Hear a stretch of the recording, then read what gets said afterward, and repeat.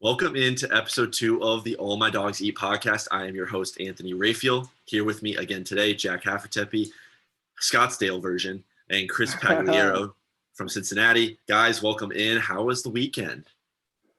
I mean, from a college basketball standpoint, it was fantastic. We'll definitely get into that here in a little bit, but man, it was an awesome sports weekend. So, Jay? Yeah, I mean, the beer was flowing and the games were rocking. I was having a good time watching, and staying outside in the 80 degrees makes it always a little bit better. So, thank you for rubbing that. Way to rub it in. Yeah, winner, guys. Couldn't be me. That is true. But so today, for at least the next couple of Sundays, we're going to dive deep into the college basketball scene. If you didn't live under a rock yesterday, you know it was quite a historic day in the world of college basketball. The top 6 teams in the country all went down, all playing at different times throughout the afternoon, and all seemingly like they had a shot to win the game at one point or another.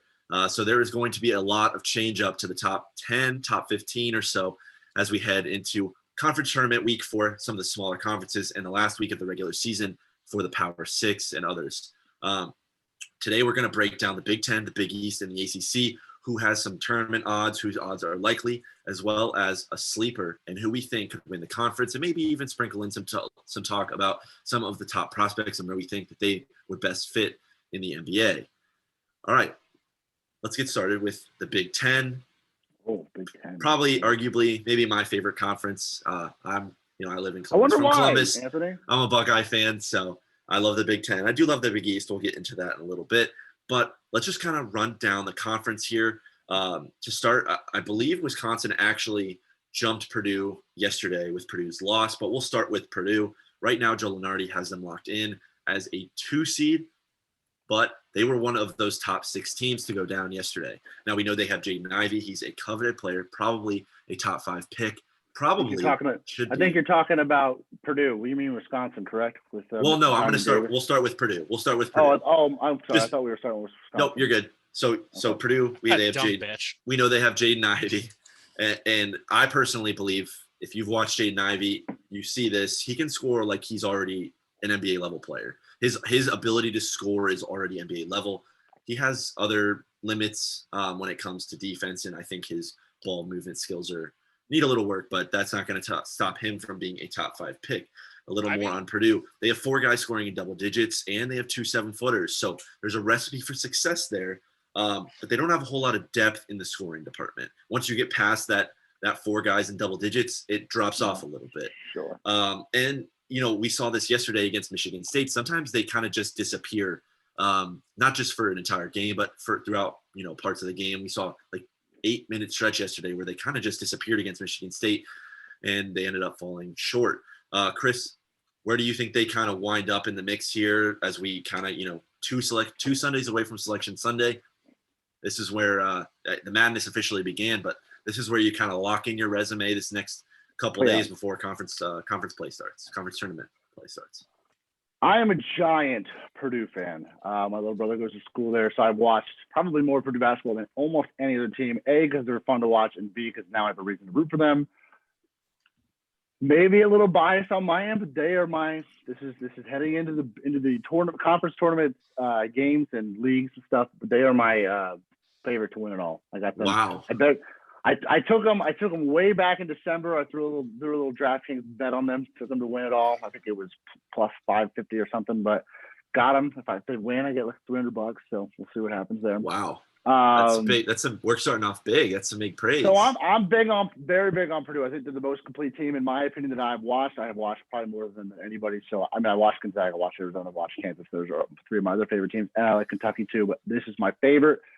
They got 4 legitimate scoring options. I love Travion Williams down the block. I think he does a lot of block ice situations. I think he can get his own bucket when he needs it, especially on the right-hand side. He's very good in that. His D worries me a little bit. I think he's a little bit of a liability defensively, but that's why you have the 7'4" monster down low in the block, Mr. Zach Edey. He's an absolute baller. He's really, really uncoordinated, but that's what Ivy comes in, and when Ivy drives, he either gets it up himself or he throws it out to Edey, and he scores.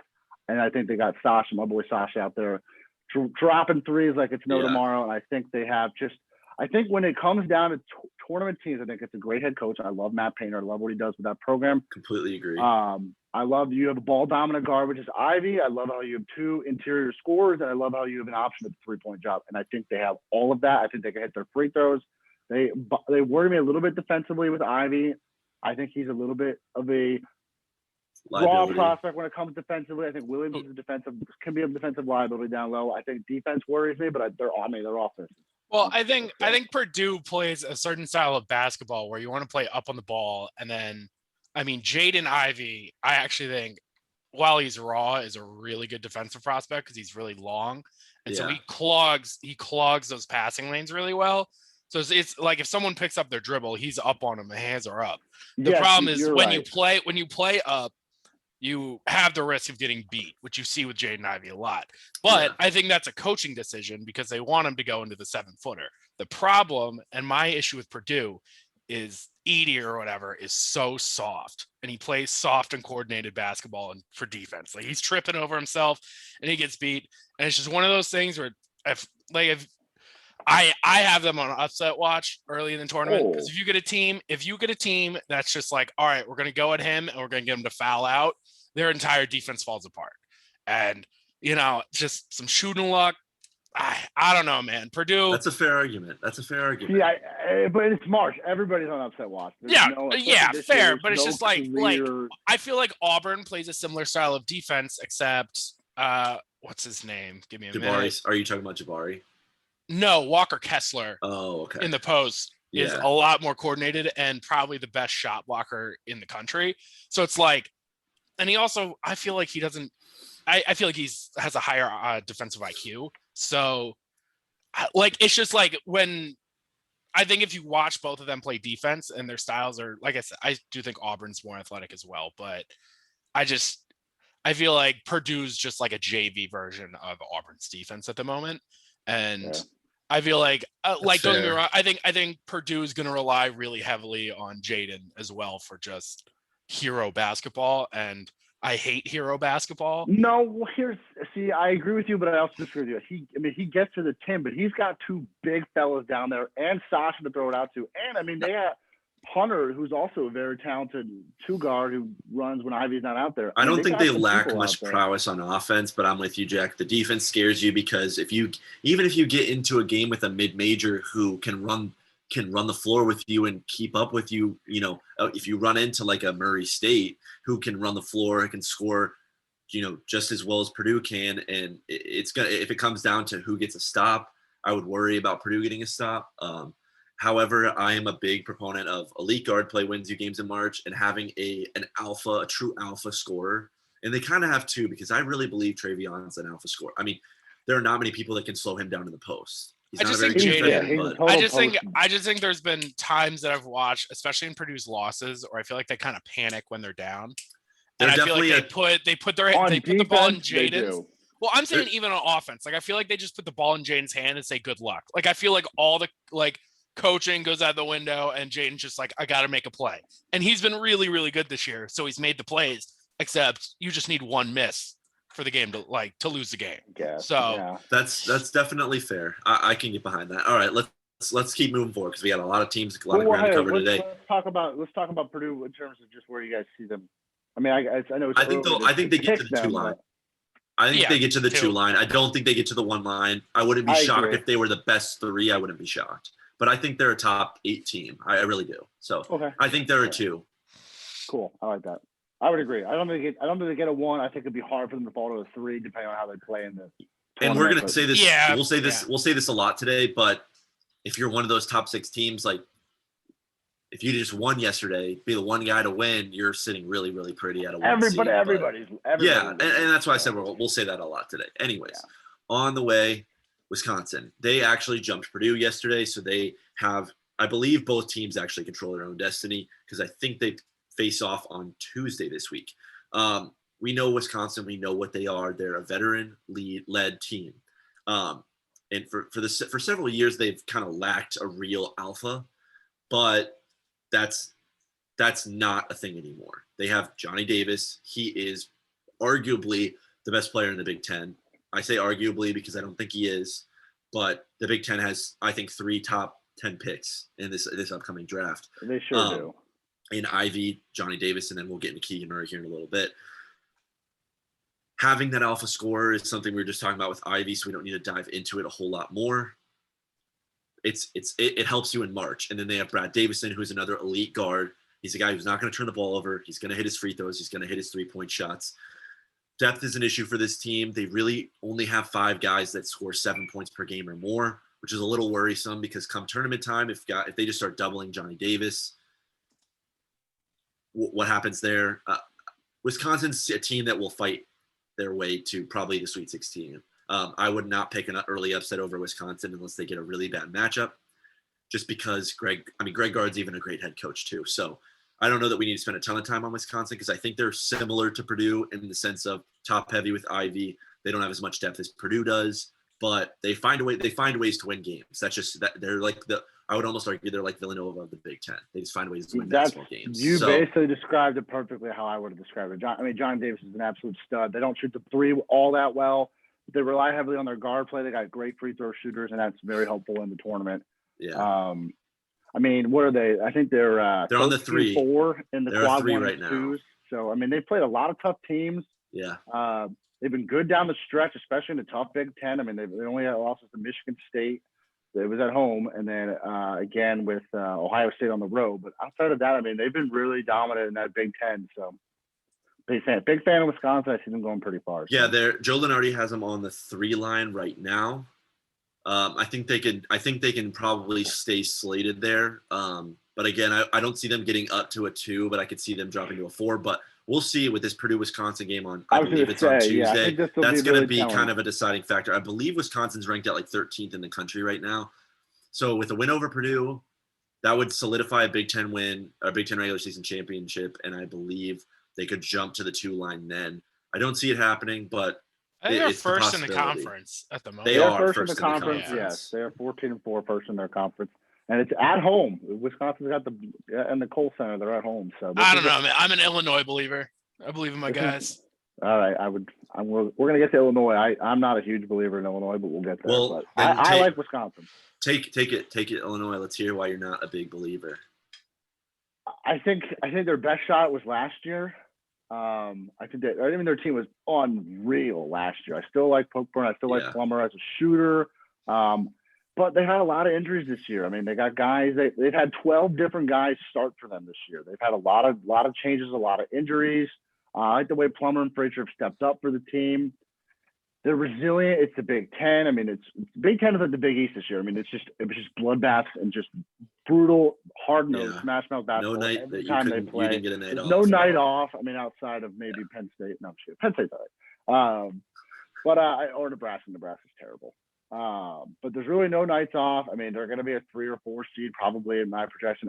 They're just a team to me, depending on who they play, it's just they seem like such a pencil-in bracket buster for me in terms of someone who probably won't, in my opinion, won't even make the Sweet 16. But needs to be seen. I need to see what the bracket is. My main thing is just when I've watched Illinois basketball, I just feel like they might be the best in the country at coming back. Like they don't give up in games. And it's, as Xavier fans, the one thing that we have always complained about is just effort.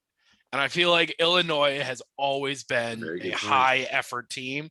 And it's like, even watching the Ohio State game, they lost, but they were down like 16 with like 7 minutes left. And then they ended up losing by 3, I believe. I think they brought it down to free throws. They were down by 1 and brought it down to free throws or something like that. Like they got it right there. And it's just like, I just think, when you're a smaller conference team, right? And it's just, you get up early, you have that hype. It's just, you think you kill them. And then like, let's say they're playing like a Colgate or Vermont or something like that. That's like, that's putting them on upset watch. It's just, if they're not giving up, they stick to their game plan. They don't panic. They just throw it into Kofi. And then, when you like the problem with a lot of these smaller schools too, is like your tallest guy's maybe 6'10", and you have to fight probably one of the strongest guys in the league in Kofi. And it's just, keep putting it down there and he keeps pounding. I just think they play a consistent version of basketball. I know they've been on the slide lately, but I think come tournament, I like resiliency. I I actually do. I actually like Illinois a lot this year in terms of bracket. I feel like there was so much hype over them last year. I picked Yeah. them to lose early, and they Well, they did. lost the rookie of the year. Yeah, So yeah. yeah. Well, we'll see about that. I He's not the rookie shake of my the head year. at He's that. great. He's a Yeah, great it's- piece off the bench. He's not a rookie of the year. Ao Yeah.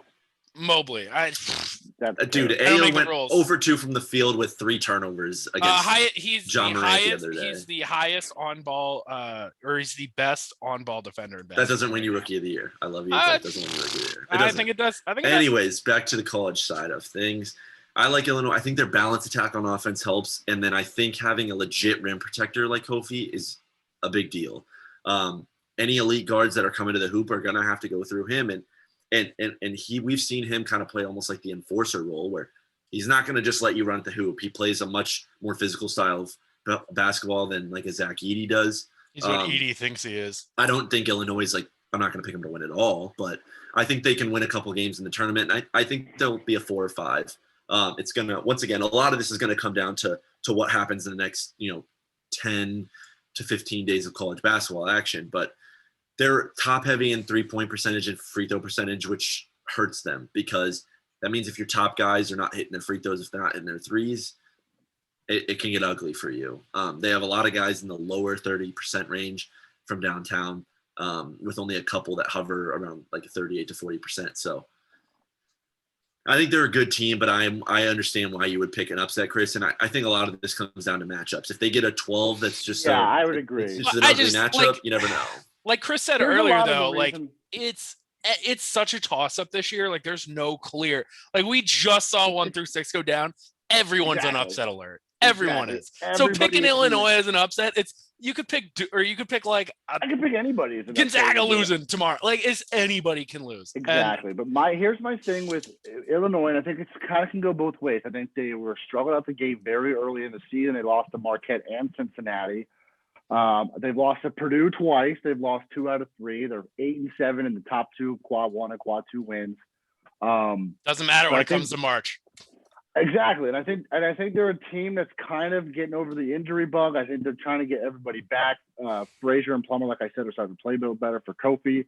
I think there's a chance. I like to see how they play. They got 3 games left: 1 against Michigan, 1 against Penn State, and then I think a great matchup for the last game of the season against Iowa. I think it's going to be interesting to see how they play in the Big Ten tournament. They're kind of a team where we've seen a lot of them, obviously, but we haven't seen their full strength. So they're kind of one of those mystery teams for me to go either way. So I'm not going to count them out just yet because we still have a lot of basketball to be played, but they worry me a little bit. That's all I'll say. That's fair. All right. Next up, do you have something else you want to add? I was just gonna say too, just like in general, I feel like we talk about 3-point percentages. 3-point reliant teams scare me a lot. Like I pulled up the list, like Purdue's number 2, like Ohio State's those are 25. It's just highest percentages, right? But it's also just like when you become reliant on it, it scares me. No, but I like the big man game, man. If you watch Purdue play, though, they don't rely on the 3 as much as the stat may. It's a lot of Ivy creating plays, a lot of ISO down low with them when Ivy doesn't have something or Hunter doesn't have something. They just throw it out there. I mean, they move the ball exceptionally well. I'm a Purdue homer. I'm a Purdue dick sucker, whatever you want to call me. But dude, Purdue is the real deal here. So all right. We talked to them already. Let's go back to. I think we're up to Ohio State, correct? That's the next team. Yeah. Frauds. Just they are so fraudulent. So unbelievably fraudulent. I have 2 things to say. The Tinder swindler of the Big Ten.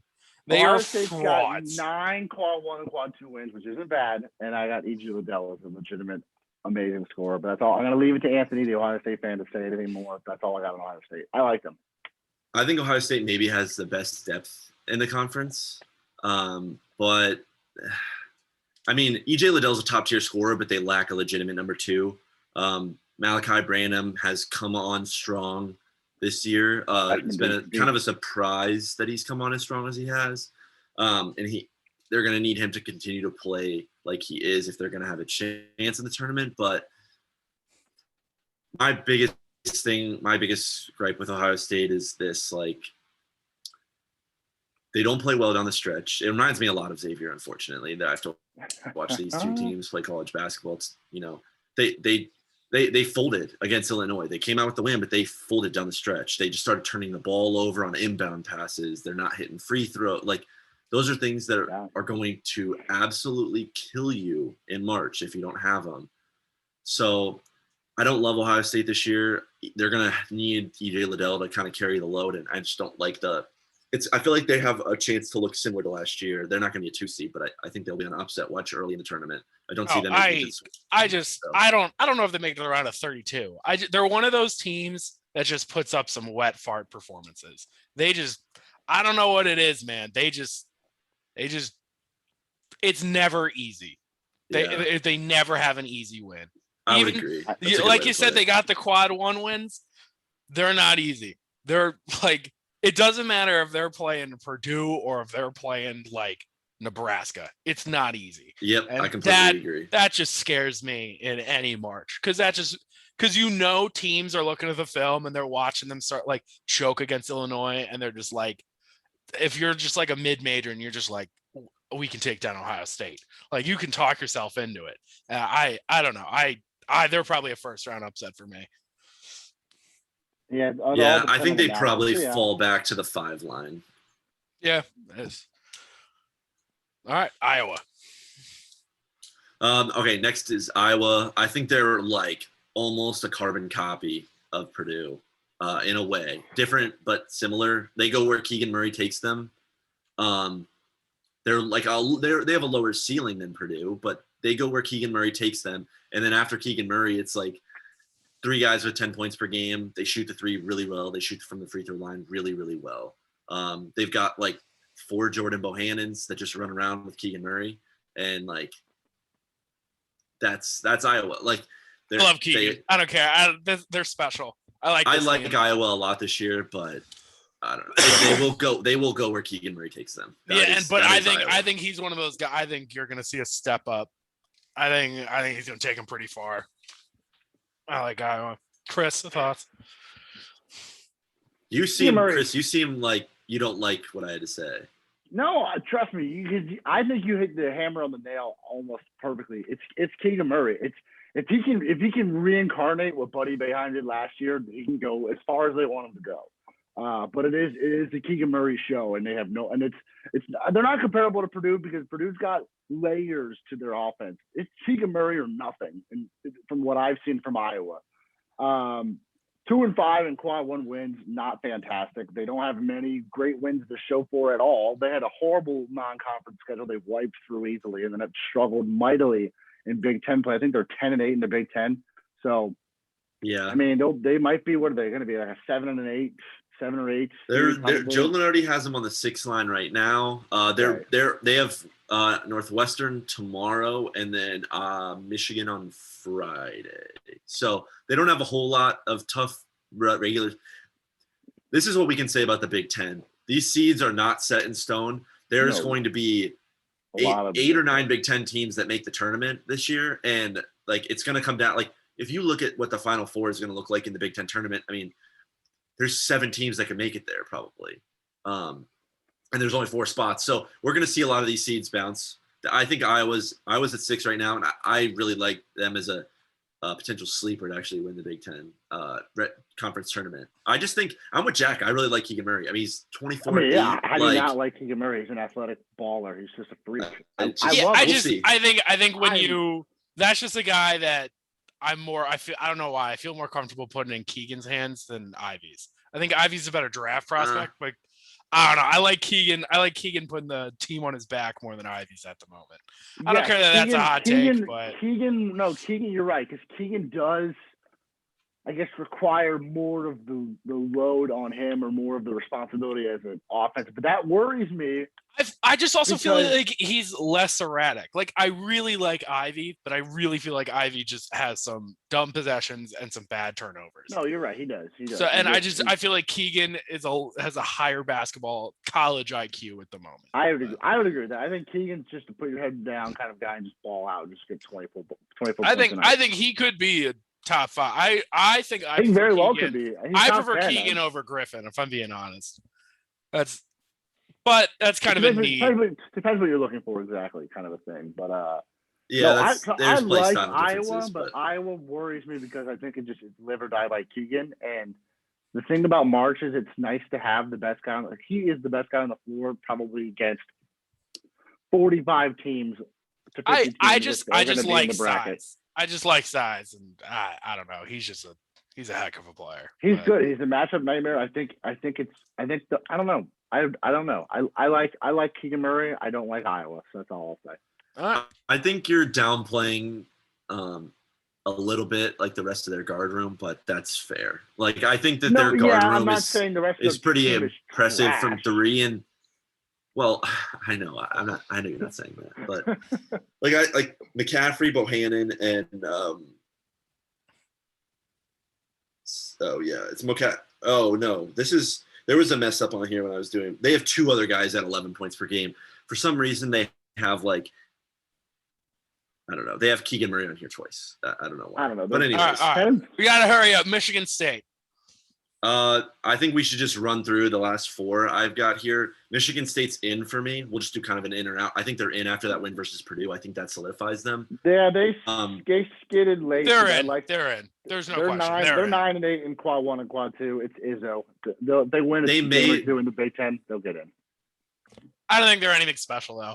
They're scrappy. I think Michigan State might have to play on Wednesday. Mm-hmm. Michigan State may have to play on Wednesday, but if they can win 2 games in the Big Ten tournament, I think they avoid Wednesday. And I think they get in as a bye. It's all possible, yes. Rutgers, Michigan, Indiana have a lot of work to do. Michigan's out. Rutgers were so close. If they just didn't drop the last 3 games that they played, but they were so close. Joe Lunardi has Rutgers and Michigan in as a last 4 bye. So they are avoiding Wednesday at this point. Michigan's going to have to – if Michigan can beat Iowa this week, I think they can get in. But if they lose to Iowa, their season's done. Michigan without their coach is not win. It is no – well, that's just the regular season. He'll be back for Big Ten well, that's what he's saying. Is he? He'll be back for the Big Ten. He still has to play for a couple games, though. Well, yeah, they got 3 games left, I think, maybe 3 games. Yeah, left. And those – I don't like those odds to win those games without your head coach. It's unfortunate. I think Michigan State has had such a dramatic season. They projected top 10 preseason. They've sucked ass all year. I don't like Michigan at all. Even if they make the tournament, they'll probably be a Wednesday game if they get in. I don't like Michigan at all. So yeah, I'm with you. I think Rutgers out. I think Indiana's Rutgers out. is probably. Unfortunately, I like Rutgers in, but they lost the last 3 and they're skidding right now, and I don't like where they're headed. They do have 8. Quad 1 and quad 2 wins, which I really like, but they're falling at the moment, which is a bad time to fall for a bubble. The only way those 3 get in is if they do some serious work in the Big Ten tournament, which totally agree. To be determined. That could happen. That very well could happen. Michigan historically is a very good Big Ten tournament team, so we'll see. There's too many good teams. We've said this before, though. Yes, well, we've said this before about Michigan, and they'll just make a run in the Big Ten tournament. They want it as the 7 or 8 seed one year.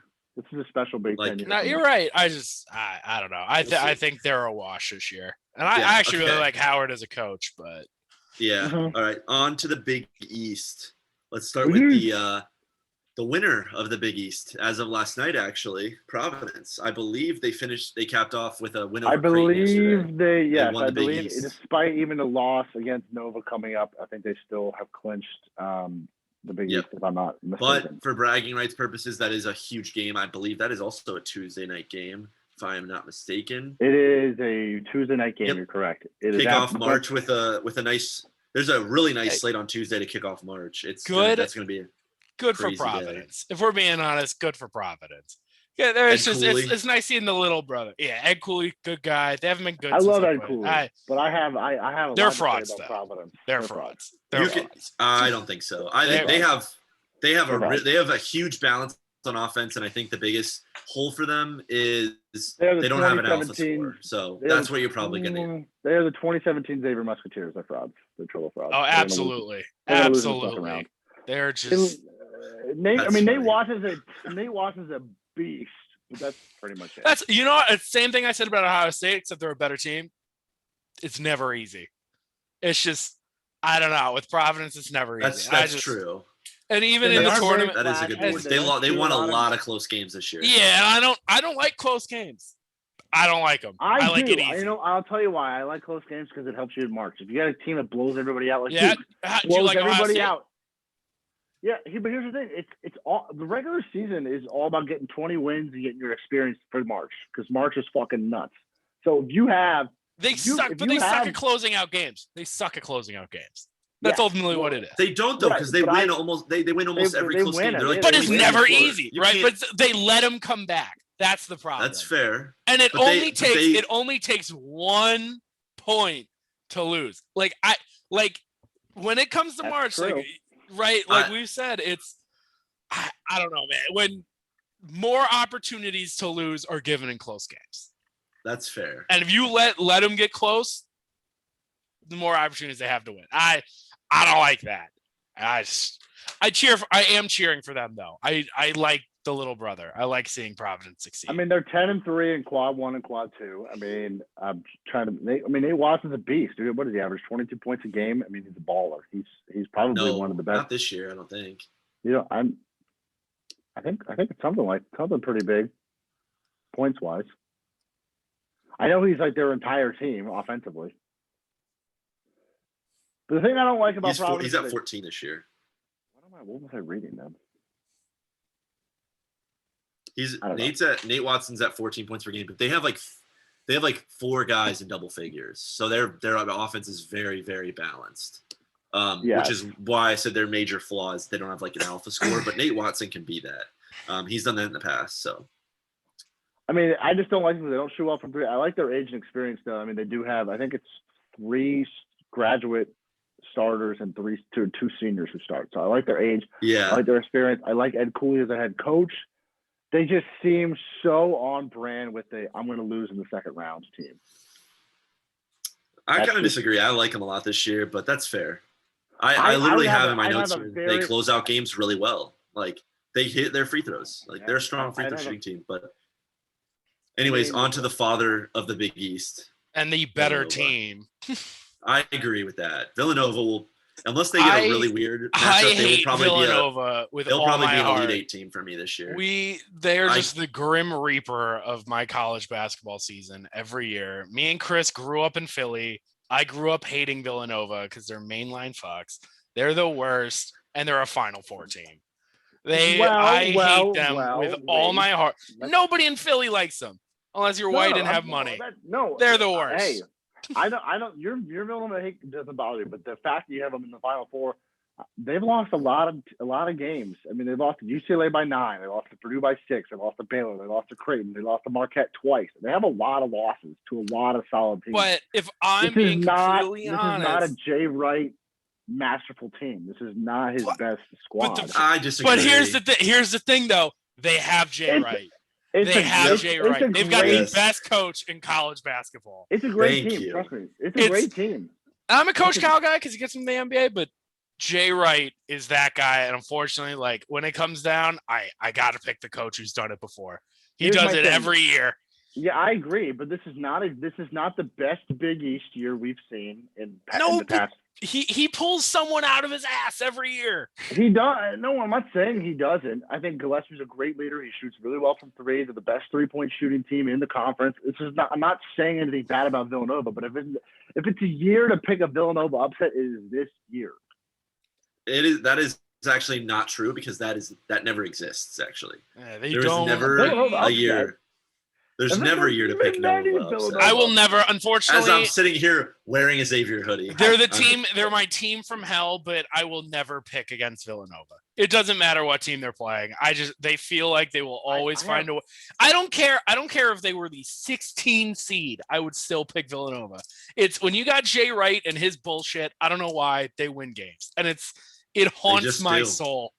And yeah, it's just intangible. They are poetry in motion, man. You can throw every number at me. I don't know if it's intangibles.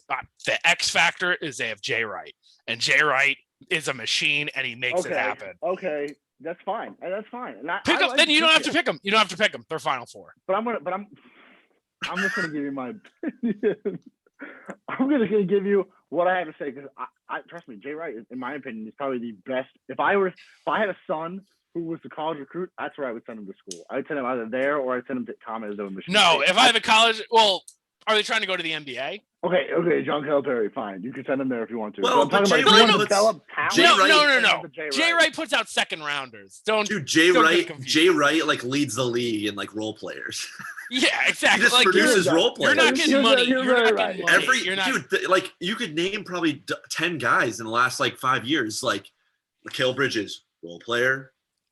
Jalen he's a Brunson. starter. No, he's Well, him and but, Brunson but are you not get what I'm starters. saying. Like Yeah. after a star, mean, you're just a role player. Yeah. Like yeah. Bridges, role player. Brunson, role player. JRE is a role player. Like the list goes on with Steven these Chenzo. guys. Steven I Chenzo. don't know, like, man.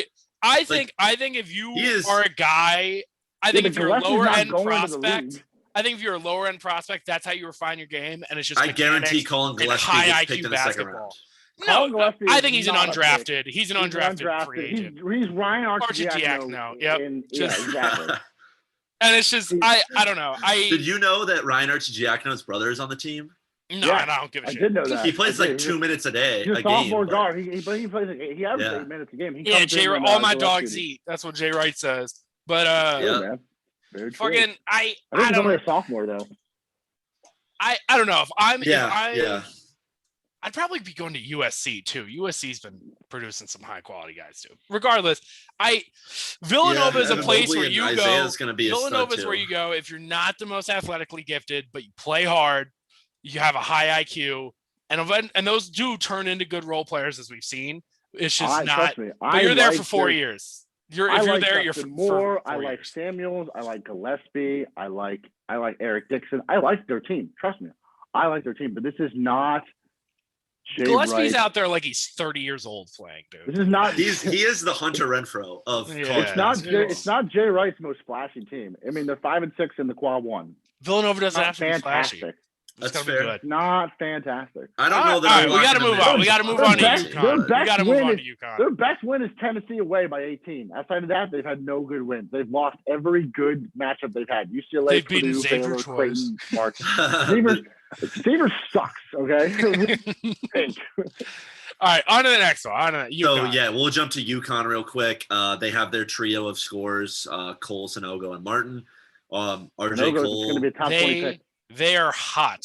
They are Yeah. very hot. And if they They're- take them, depending on how the tournament goes, they're Cinderella waiting to happen. Yeah, I completely agree. And to be fair, they're ranked 21. It's not like it's Man, I would kill But for this still, that's team. I would kill for this team to have James Bouknight.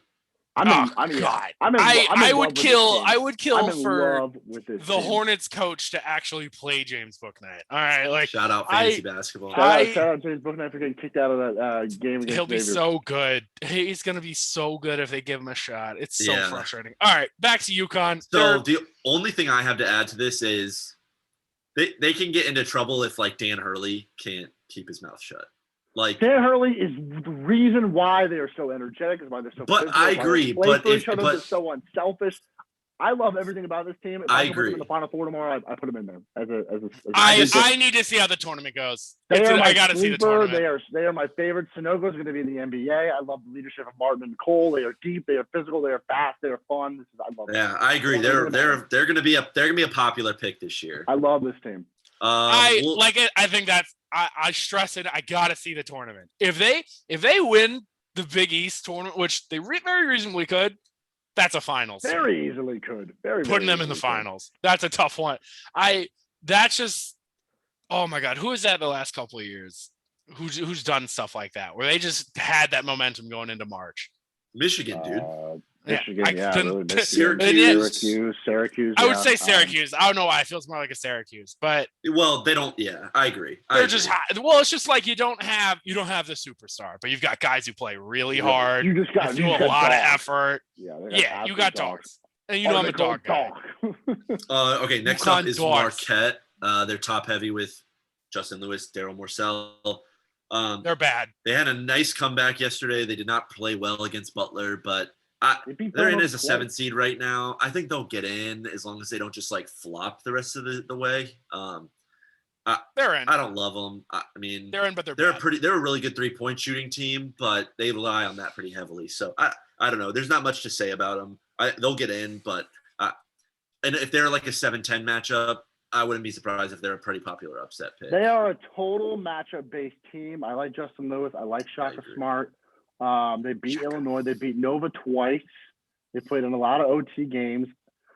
They're a team where it's just going to be all about where they end up in the bracket and who's in their little pool box. I mean, it's really I think what helps for them is having Shaka, who's got good pedigree in the tournament. I mean, not last year. He's a good coach. He ruined my my perfect. He's not the problem is he's not a recruiter. He likes the 4-year hustle guys.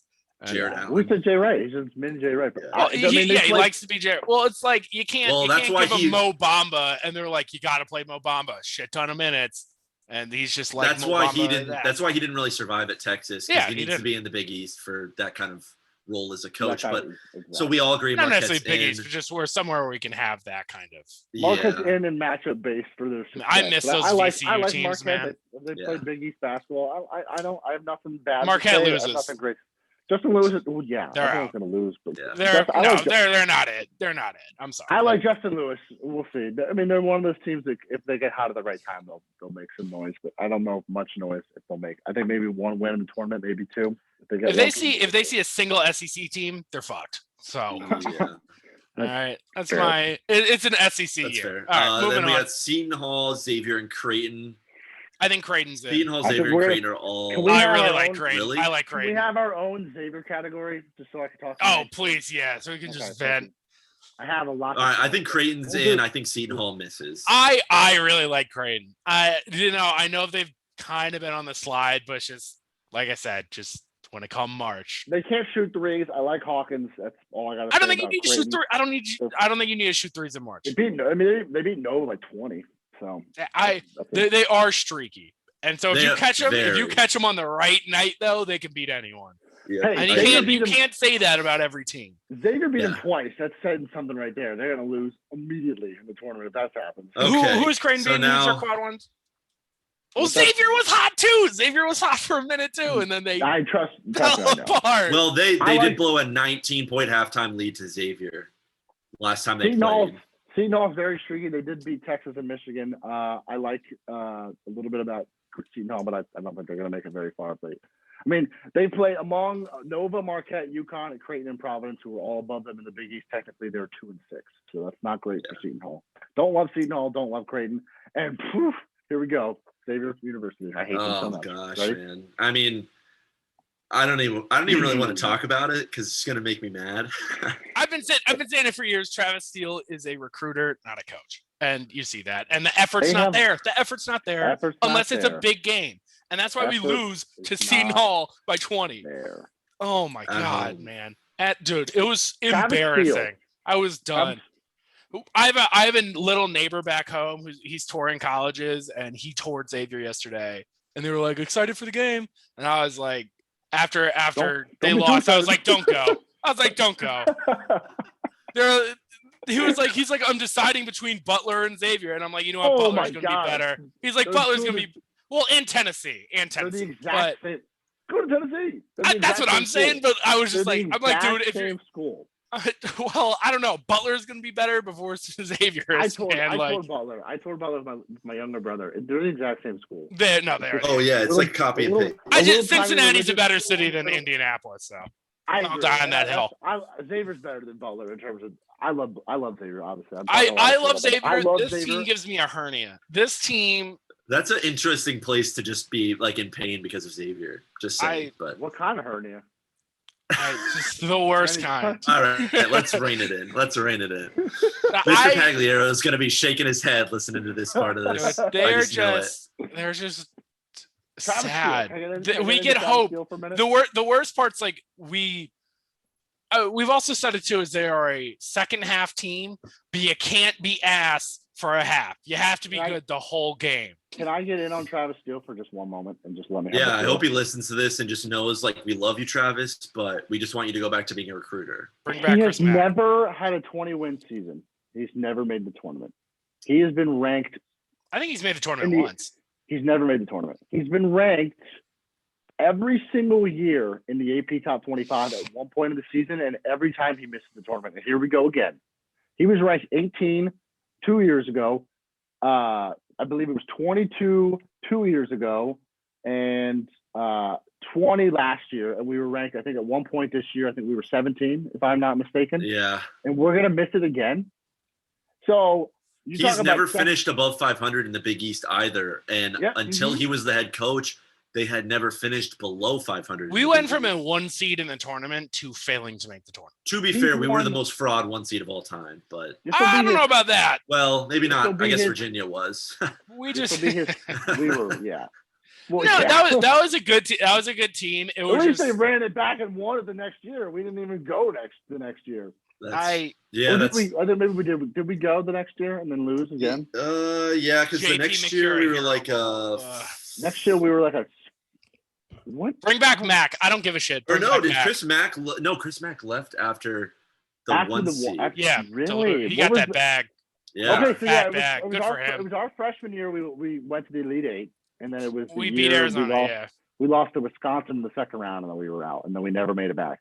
No, I thought junior year was our. No, you're right. We didn't make it junior year. Travis Steele took over after, because that's when Blewett and McCura and all them left. Yeah, you're right. You're right. Yeah. God, I miss Blewett. He should be in the NBA. He's a winner. Anyways, he's never been above 500 in the Big East ever. He won't be again this year. Would be 7-10 with 2 games to go, so he's not going to get it this year again. He's 1-3 in 3 Big East tournaments. Oh no, 1-3. Yeah, he sucks. He's going to lose again in this Big East tournament, and it's not going to make the tournament. If you want to talk about second half teams, he's a horrible second half coach because he gets them good in a good position. He plays really well in non-conference schedule games. Those Big 12, Big 10, Big East matchups, he always does well in those. But as soon as he plays Nova early in the season, it just collapses right after that. And he goes on a skid, and he sucks, and I'm just ready for him to leave. No, and the worst part's like Xavier Twitter and like Xavier fandom's like, man, if you're hopping off the wagon now, like don't get back on when Steele's good. It's like I left the wagon. I don't know if that train's ever leaving the station. I left the train. When I left the train, the exact when I left the train was when we were in Florida and we were watching the dang basketball because the game was right before COVID hit, and we were watching the stupid ass DePaul game on the big screen TV, and we lost to DePaul. And then 4 hours later, God graced us with a shutdown because I think it was my senior guys year. Can't watch us anymore. Your senior year. I think it was ours. Yeah, sorry, me and Anthony's senior year. All right, super senior. Good year, baby. I don't know. It was just you watch it, and I just wish we had effort. We just don't have effort. Like, and what sucks is like we've had pretty good recruiting classes, except our best players have been transfers. Exactly, we don't play them like Kiki. I don't know. Bring back Chris Mack. I don't care. I'll take back the trader. I'll take back Benedict Arnold, man. I like Travis Steele as a person, as a human being, as a recruiter. I have nothing to say about. I'm more just in defense of Travis Steele. He has beaten Cincinnati every year. That's true. It's the most important game. It at least keeps the city at bay. It's the most important game of the year. So that's true. That is helpful. And he's got the Tyrell Ward kid. I think he's a top 3 recruit in Xavier history. So that's pretty cool that we got him. But outside of his recruiting prowess, they probably give him 1 more year. Bring in the high recruit, see how he does. He's got a hard time getting his guys ready for game day. I think that's a problem if you're a head coach.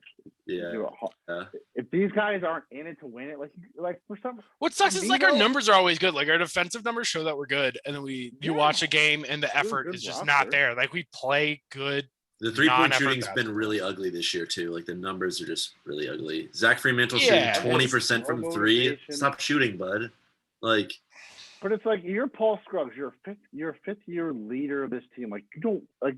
You've been to 1 tournament your entire career here. That's embarrassing as a fifth year. It was as a true freshman. Yeah, it was as a true freshman. It's something that's like supposed to be somewhat of a like I thought when Chris Mack got us to the 1 seed, I thought that was the promised land, man. Like I thought we were gonna have a parade on freaking down. I didn't even think we'd be that. I just thought we would be a just perennial, just like top the Big East with Villanova. Like I thought it was gonna be us and Nova every where the trend year. was headed. Yeah. And we were getting the recruits. We were well coached. We were having nice little tournament runs. It was just people don't want to admit it, but Chris Mack leaving when he did it threw this program back where they were when they joined the Big East. McCura left, Blewett left. Right, but we've had the recruits. That's the thing. If Max stays, I think this team. I'm not saying we're a 1 seed every year, but I think this team. But the recruits haven't been as good as those guys. Like we've had good athletic guys. Yeah, but good college you gotta basketball remember, players. McCura was like a 3-star. Eddie Sumner wasn't even that highly. Blewett was maybe a 4-star. Sumner was high. Sumner was like a 50. No, Blewett was way higher than Sumner was. I think Sumner was one of those kind of surprise. No, I'm pretty sure Sumner was like 54 or some shit. I think that was Blewett. Blewett's top 2 recruit in Xavier history. Right, well, and fact check me if you're looking it up right now. I'm on it. But I'm almost certain that a lot of the guys that, and like, I think Sean. I mean, we had so many. No, guys. Edmund Sumner was a 4-star. Yeah. What was Blewett? Was Blewett a sleeper then? Yeah. Doubting my Xavier basketball knowledge. Hey, I didn't doubt it. I just contradicted. I don't know. Xavier's not making the tournament. We could spend all day talking about them, but they're just great to play. I like Travis Steele as a coach. Blewett was a 4-star. His scouting grade was 87. He was 46th prospect in the ESPN Top 100. I like Travis Steele as a person, as a guy. God, I miss him. I think he's a very good dude. I think he's good to his players, but I don't know.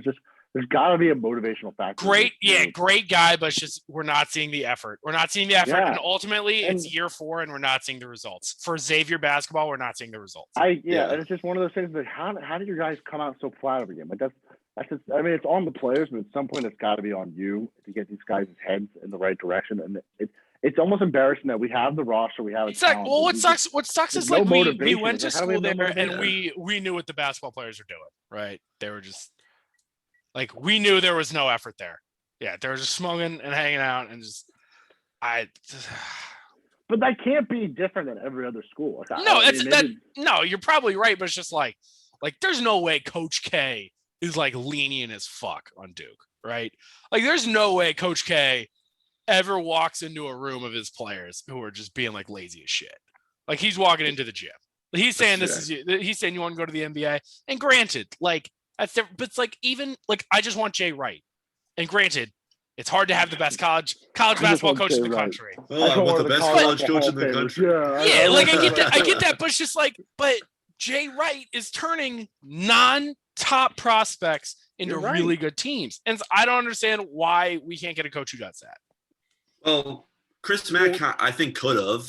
Chris Mack was can't. Doing it. Chris Mack can't. He just left because he got the fattest fucking bag possible. Yeah, I don't blame him. Well, and Karma hit him rock freaking hard. He was never good at Louisville. No, his first year was really good, and then he fell apart because it wasn't his recruit. Well, that's right. It wasn't his. It wasn't his team. It wasn't his guy. No, well, because Louisville expected top recruits, and he just did not get top recruits. Yeah. Because Travis Steele was the recruiter, and it was a great combination, and hey, Travis, bring back Mac. Travis, it's tough. I do like Travis Steele as a guy though, but the problem is Travis isn't going to fall back into a recruiter role, which I guess you don't like. He can go and coach. Like if he gets fired, he will. Unless he wants. I think he would. I think he lands at like a mid-major if he gets fired. No, I'm with Aaron. Some small school will give him a shot. State there, bud. Or wherever you're gonna go. No, go to like Northern Kentucky, bro. He doesn't have to go there. Here's a topic for you guys. I was looking. I did a lot of research on the Ken Palm and the RPIs and stuff, and the lowest ranked team was Delaware State. And I was. This is totally off topic, but like, do you think you legitimately could play for Delaware State? They are 2-26. No. You don't think? Probably not. Especially if they're D1. I think any of us could play at like a D3 school if we actually like played basketball every day. Like, yeah. But not. I was going to say no too for Delaware State, but I agree with you that playing D1 basketball at any level is not as easy as it seems. You're right. They also have a guy who's 7'4" on the roster. I was looking through the roster. Yeah, no, I mean, like I played one with kid from their best player, Jack, is from the Northeast of Philly. He dropped like 16 a game. I was looking for the highlight tapes this morning. Wow, Delaware State acknowledgement on the pod. How about that? Wow, little shout out. Knowledge. Whatever their mascot is. I'm going to title this video "Delaware State to the NCAA tournament." First state. People forget Delaware. First state, no taxes. That's true. People forget. Okay, let's jump. Let's jump quickly into the ACC here. All right, as we kind of wrap up our last conference. They're top heavy. They really have one team, and that's about it. The Duke Blue Devils. I like Wake Forest. I do too. I like Notre Dame as well, but we'll get there. Duke Blue Devils led by Paolo Banchero. And AJ Griffin, I guess, if you want to give him his love too. But Paolo is the real deal. If he doesn't go top 5, that's criminal. He should be top 3. He could be number 1. It's all going to depend on fit and who wins. He's in the there. 3. Yeah, he's in the 3. But it should be him, Chet, and Ivy, in my opinion, as that Chet, top 3. But you can, like Chet won't go to Orlando. Like it kind of depends on. Right, it depends. But like Paolo, I feel like Paolo's a easier fit with any of the top 5 teams at the moment. So if we're looking, it's Orlando, Detroit, Houston, OKC, and Indiana. Because I think a lot of these teams need a wing help. They need and then Sacramento and Portland, but like Oklahoma City with Paolo, he's so good. Yeah. But I mean, like Detroit has given Bagley a flyer, and he hasn't been bad, but. No, he's been solid. You're not married. You're not married to Bagley. I mean, Bagley at this point isn't going to be a star. Like he'll be a good role player for them. Yeah, well, so even if you're looking for a starter, right? He's a Mitchell Robinson. No, maybe lower. Nah, Jabbar. But like Orlando. I'm looking at a mock right now. Just have a bunch of players in front of me. Orlando and Jabari Smith makes sense, but it's like Oklahoma City.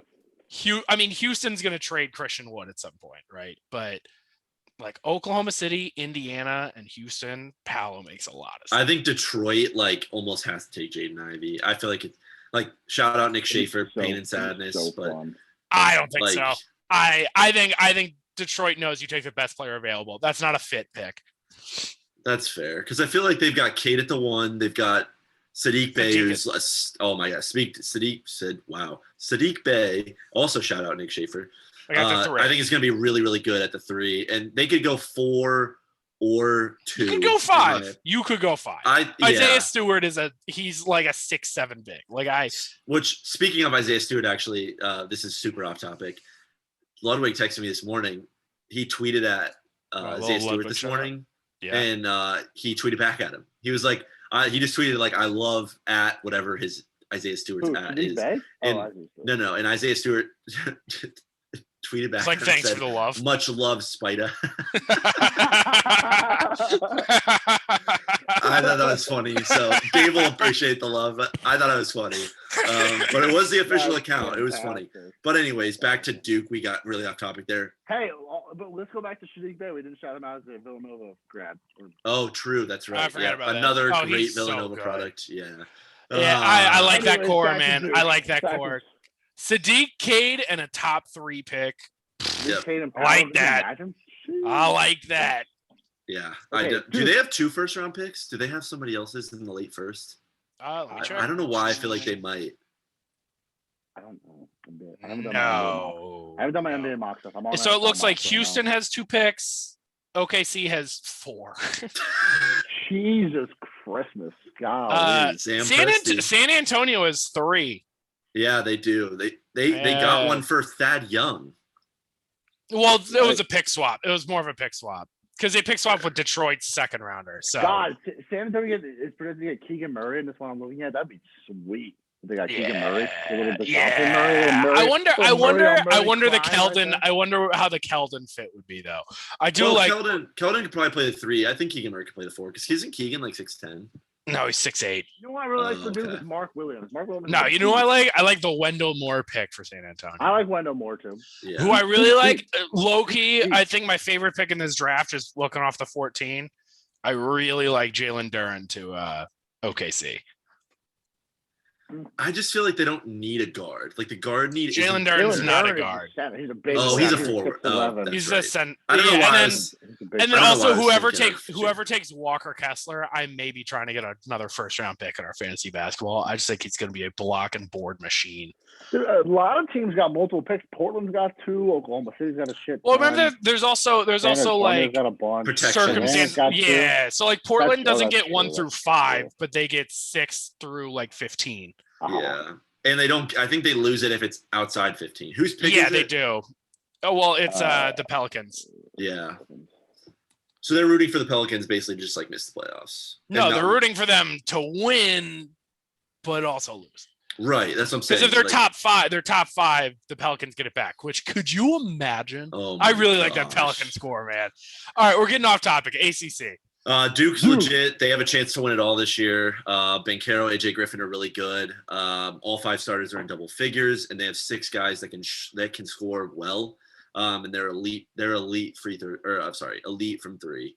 They're an okay enough shooting team from the free throw line to be successful. But having a guy like Paolo that could give you 30, like that's what you need in the tournament. Like they're frauds. Duke is always frauds. They're always frauds. I feel like Duke gets kind of swept under the rug when you're talking about like legit title contenders. So it's a lot of Kansas, it's a lot of Kentucky, it's a lot of Gonzaga, it's a lot of Arizona, which rightfully so, they're all very good talented. But Duke kind of, to me at least from what I've seen and what I've been watching, they've kind of been swept under the rug as this not talked about team. But if you think about it, I mean, this is Coach K's last season. Thank God. I smell a March Madness just like Cinderella moment for this guy. I absolutely do not. Absolute fraud of a coach. So overrated. Okay, I'm not going to get into that. Yeah, we're just going to pretend that didn't happen. We're going to move on from that one. But, I mean, it could be so written so well. If Dude will get the 5 best recruits in a recruiting class and lose in the second round. And I cannot wait for when Duke in the first half is down by 15 and Coach K says my back and has to leave the game. All right. I'm so over Duke. That might be the hottest take on the podcast of all time. Probably ever. Dude, it's forever many episodes. How do you pull that out of your ass right there? How many years has Coach K been a Duke? 41 18? Seasons. Yeah. 40. He does have 12 18? 41. No, I thought Ant said 18. I was like, no, it's been at least 30. Oh, I think it's 18. No, it's 40 years. I feel like Duke basketball, if I'm being honest, is at its best when it has an elite big. I feel like, and that's when they won their last championship, right? With Jahlil Okafor. Well, they have one. They always got one. Well, no, they got Paolo plays like a wing. Mark Williams is a beast down low. They just allow that to me. He just throws it down. He's a beast. I like Mark Williams a lot. I'm picking Auburn to win, I think, but he has 5 national championships in 41 years in. It's March Madness, bro. It's hard. Arguably the hardest sport to win a championship. But he's got the best recruiting class every year. But we know we were just talking about how Villanova does it without it. Like that doesn't always matter. I don't know. But in 40, yes, you're right, Jack. Because in 40 years, it has definitely. He should have more. He should have closer to 10. I agree. But yeah. That doesn't mean he's like. That's one every 4 years. That's hard, bro. He's got one. Is he a good coach or is he a good recruiter? If he's got one championship every 8 seasons, that's not horrible. If Duke wins once every 7-8 years, that's not terrible. I'm so ready for Duke to just fall apart like in the world, and they're not going to fall apart. That's fine. To be fair, I do think they're Sweet 16, probably Elite 8. I don't see them going all the way. I could not tell you why. Here's the only thing that worries me is they played in a shitty ass ACC, which has not been very good all season long, and they haven't had. I want to look up their. I think if I'm being honest, I think I'm just an SEC guy this year. I just feel like the SEC Auburn has been superior basketball. Alabama, yeah. I mean, I don't know. I feel like Duke. I don't know. I think you're going to see some Paolo reliance. Can he step up? 10-3 in quad 1 and quad 2. I mean, that's pretty dang impressive. No, they're great. They're good. They rolled through the ACC. I mean, they're 10-1 non-conference. They had a tough non-conference schedule. They're Duke. Listen, they're Duke, and they're going to do the Duke thing, which is they're going to have a disaster class, or they're going to win the championship. Duke's the only team to talk about in the ACC. Everyone else sucks. Let's get to Notre Dame and Miami. Notre Dame, North Carolina, Miami, Wake Forest, they're all in. North Carolina sucks. They're 1-7 in quad 1. I don't even want to talk about them. They stink. The only teams that are good in their conference is Wake Forest, Duke, Miami, and Notre Dame. They're 0-4. Don't sleep on Virginia. I'm telling you. North Carolina has no business being. Virginia currently is not in. They're on the bubble. If Virginia gets in, I'm telling you they're going to cause problems. They got one of the best coaches in college basketball. They're always top 3 in defense, and they just cause headaches. And they're just a team I don't want to get matched up with. That's fair. Yeah, I mean, the ACC is definitely top heavy with Duke this year. I like Notre Dame and Wake Forest. I think they're actually pretty solid. I don't like Miami. North Carolina is okay, but they have Baycott and Caleb Love, who are both really, really good. Having individual stars in March can win you games. Virginia basically has to win the ACC tournament to get in at this point. Like, I think you have to win, but you probably gotta get. They have to at least get to the title. Yeah, at least to the semifinals. And if you get to the finals and you lose a reasonably close game to Duke, then you're in. Yeah. Maybe Miami's I don't know, man. I just think they're a problem. It's just one of those teams. Like they got to prove themselves, and they got to beat I don't know. I got 6 teams listed here. I just think in March, it's just those teams, which is my sleeper. North Texas. It's just the teams where it's like it's going to be a 40-point, 50-point game. Like there's not a single easy bucket, and you have to fight for every single one. I think those are the scariest. He's saying Virginia will cause that. Virginia or North Texas is going to be in, and they're the highest, or they're the lowest point differential in college basketball. You're so high on Virginia for just no reason. I don't because when you've got it's the same thing for me as Jay Wright, whoever the fucking Virginia coach's name is. It's just you're well coached and you play defense. What's his that name? To me in March, I'm having the same thing. I just think in March defense wins championships. When you got the clamps and it's just you're living in 2018 as you're picking Virginia. I'm not picking them to win. I'm just picking them to cause problems, right? In the NIT they'll cause many problems. You can suck my dick. All right, they're a bubble. We'll see how they end up. But yeah, my sleeper's North Texas. So censor that one out for Papa Pags. It's Anthony Bennett. And thank you. Tony Bennett. Oh yeah. We're so dumb. He's such. I'm not dumb. Back in 2K, what was it? Where you'd put up like a crazy stat line with your My Career guy, and then they'd come out and be like, you'd think you're getting picked by the Cavs in 1 overall, and the guy would come out and say, and the Cleveland Cavaliers select Anthony Bennett. The king of comedy strikes again. Thank you, Anthony. You clown. That's a memory right there for me, dude. Unlocks. I don't know. All right. On to I skip ACC. Just go to sleepers. So real quick, let's jump back to the top in the Big Ten. Everyone give a conference winner for the conference tournament. Conference tournament winner. A conference sleeper, and if you think there's a team or multiple teams that have a real chance to win it all in that conference, let's start Big Ten. Let's start Jack. Let me pull Big Ten. I just want to make sure I have all the records. Okay, Chris. No, give it to me. Okay. Illinois is winning. Illinois is winning the Big Ten. We're gonna shock the world, find Illini. All right, but like I said, we talked about Iowa. I really like Iowa, and then Purdue and Wisconsin. I think Purdue does go far. I think they go far, but I think they are at a much higher risk than Chris wants to admit. Wisconsin and Ohio State.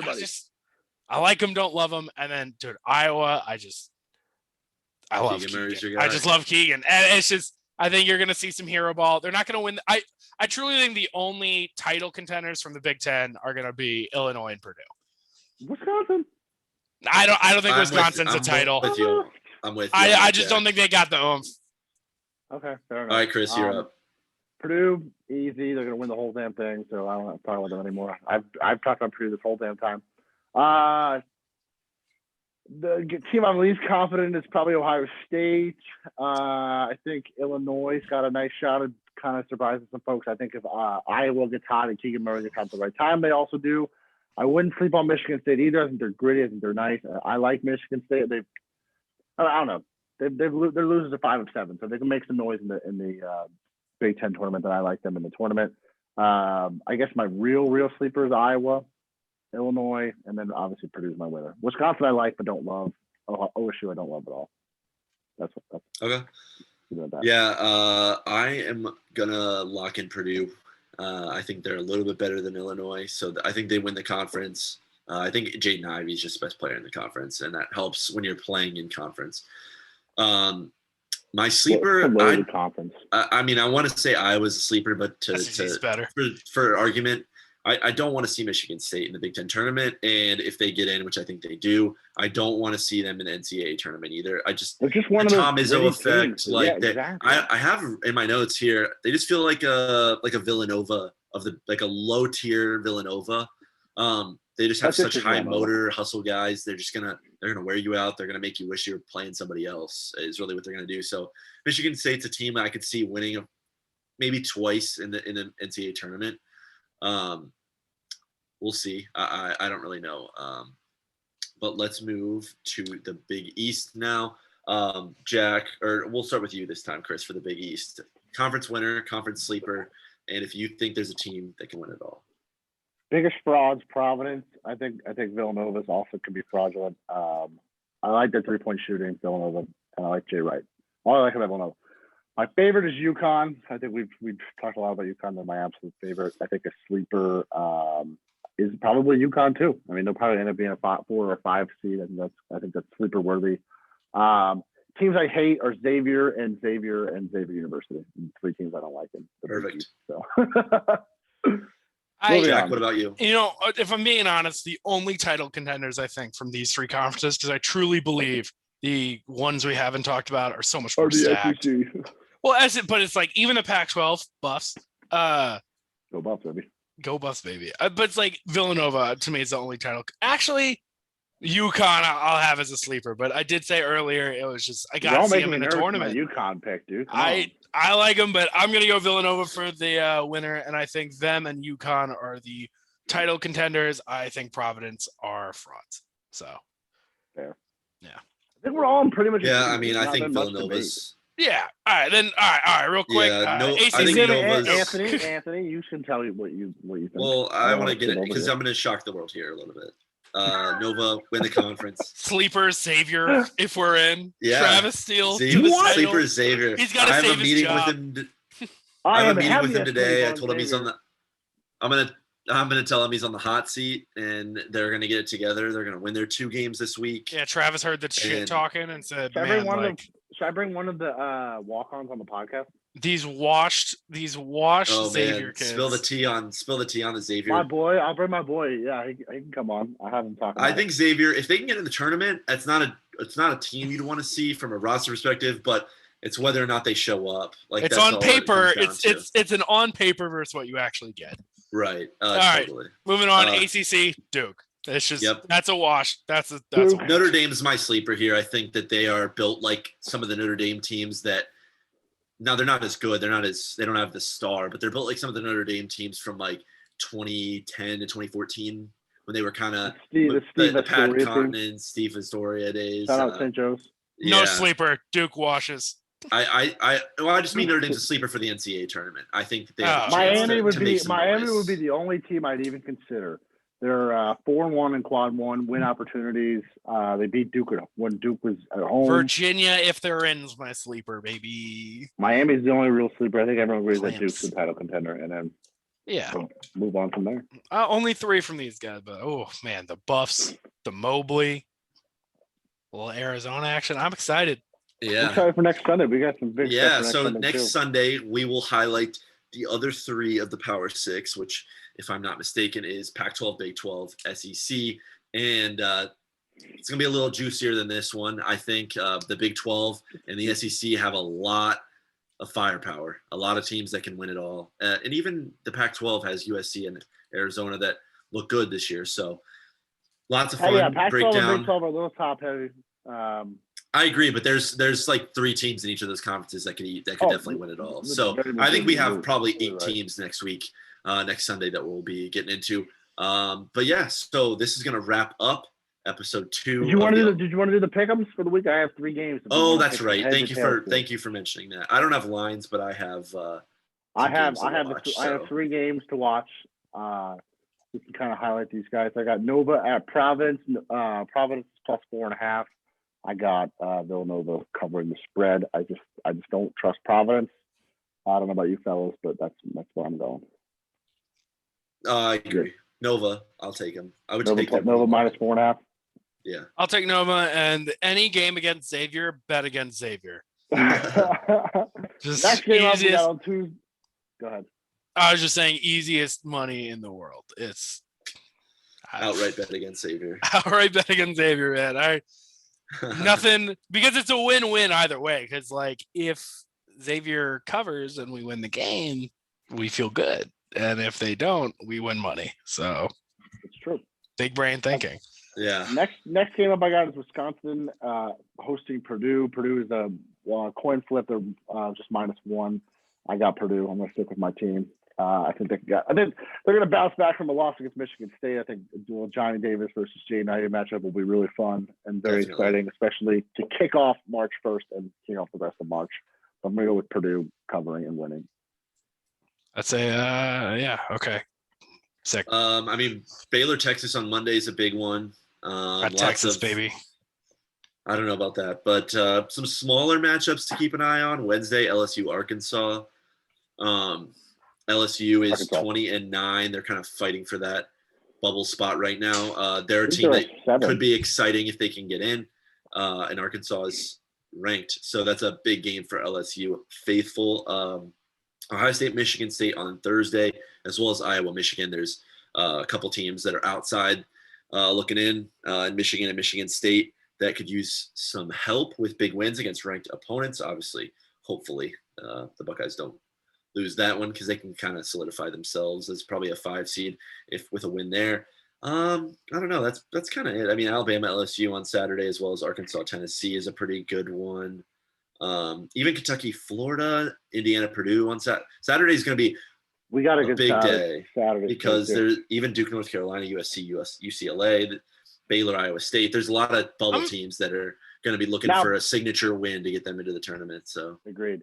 But now, before we cap this off, I wanted to do something really, really quick. I wanted to take a look at next Sunday's podcast and pick the team you're most excited to talk about out of the SEC, Big 12. Oh, okay. So everyone pick one team. The Colorado Buffaloes are that team, bro. They are the herd. They are the shot herd around the world. That's what I'll be saying, man. That's if we title. The second half herd around the world. They balled out in that second half. They did ball out because they're that team. I am most excited to talk about the hottest team in the SEC, which is the Tennessee Vols. I'm very excited to talk about them and see how they do. So that's my pick for the next week. I like that. I'm excited to look at Texas Tech. I mean, they were really hot. Like they've been hot for a couple of years now. But Chris Beard is gone. He's now at Texas. So I'm interested to see, just kind of talk about what they look like this year. They've played well, but it just doesn't feel like they're at where they used to be. So yeah, that's one I'm definitely excited to look at. Perfect. All right. Okay. So now, thank you for cutting me off earlier. That will wrap up episode 2. Like Chris kind of mentioned, we will be back on Thursday with probably some NBA stuff, and then back on Sunday next week again, which you guys most of you will probably be seeing this on Monday. We will be back next Sunday. You'll hear it on Monday to talk about the other 3 of the Power 6, and we'll probably dive into some at-large teams as well. As we, that'll be the last Sunday before Selection Sunday. So we'll wrap that up. Back on Thursday, like I said, you'll hear it on Friday morning to talk a little more NBA. And that's all we've got for episode number 2 of the All My Dogs Eat podcast. Thank you for tuning in. We will see you guys on Friday.